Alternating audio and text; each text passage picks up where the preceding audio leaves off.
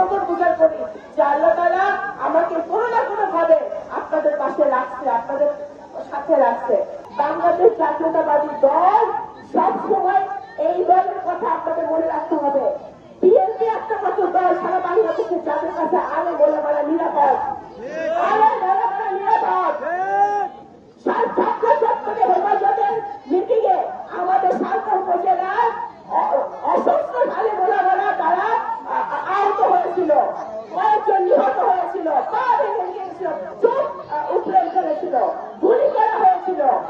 আপনারা ভুলে গেছেন? সেই আলে মোলামারা কিন্তু এখনো আহত অবস্থায় তাদের বাড়িতে বসবাস করে সালকা উপজেলায়। রামকান্তপুরে না, আমার মনে আছে আমি রামকান্তপুরে আসছিলাম, আমি বাহির দিয়ে আসছিলাম। এই বাহির দিয়ে আলে মোলামারা হেফাজতের তারা মিটিংয়ে তারা ঢাকায় গেছিল দেখে তৎকালীন পুলিশ তাদেরকে মারছিল। ভবিষ্যৎ হোক নিরাপদ, বিনিয়োগ হোক বিশ্বস্ত, আর আমার পছন্দ সল্ট বে। ওয়েলকাম টু সল্ট বে। ভুলে গেলে চলবে না।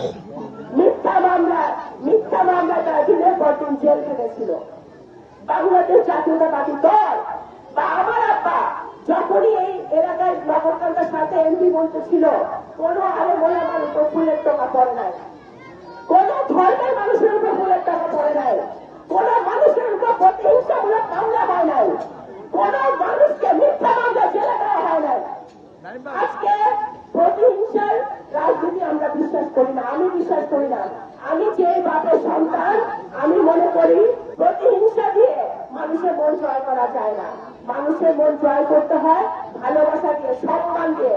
আপনি যদি সম্মান পাইতে চান, ভালোবাসা পাইতে চান, সম্মান দিতে হবে, ভালোবাসা দিতে হবে। আমার বাপের শিক্ষা, বিএনপির শিক্ষা, শহীদ জিয়ার শিক্ষা, তারেক রহমানের শিক্ষা, দেশনেত্রী বেগম খালেদা জিয়ার শিক্ষা, জনগণের পাশে দাঁড়াতে হবে, সাধারণ জনগণের পাশে থেকে তাদের সেবা করতে হবে। তাইলে সম্মান আর ভালোবাসা পাওয়া যায়। আর ভোট আল্লাহর দোয়ায় আসে। মানুষ যদি সম্মান করে, মানুষ জানে এখন যে আমার যে ভাইরা বোনরা স্কুল কলেজ ইউনিভার্সিটি পড়ে, তারা জানে তাকে ভোট দিলে তাদের শিক্ষার উন্নয়ন হবে, তারা জানে তাকে ভোট দিলে এলাকার উন্নয়ন হবে। আমরা আগে রক্তে নাই মেয়ে, আমরা দিতে শিখছি। আমাদের গোষ্ঠী নগরকান্দা সালকা থেকে কখনো কিছু নেয় নাই। একটাই আমার স্বার্থ, আমি চাই আমার বাবা নাই, আমার সালকার মানুষ ভালো থাকুক, রামকান্তপুরের মানুষ ভালো থাকুক, নগরকান্দার মানুষ ভালো থাকুক। এইটাই আমার একমাত্র চাওয়া।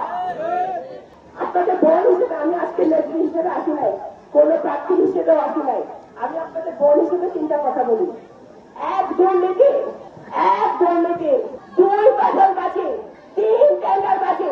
এই তিনটা জিনিস সরকার মাটিতে থাকতে পারবে না। আমার কাছের লোক যদি করে, ভারতের রিঙ্কুর কাছের লোক, সমস্যা নাই, পুলিশে ধরাই দিবেন, সমস্যা নাই।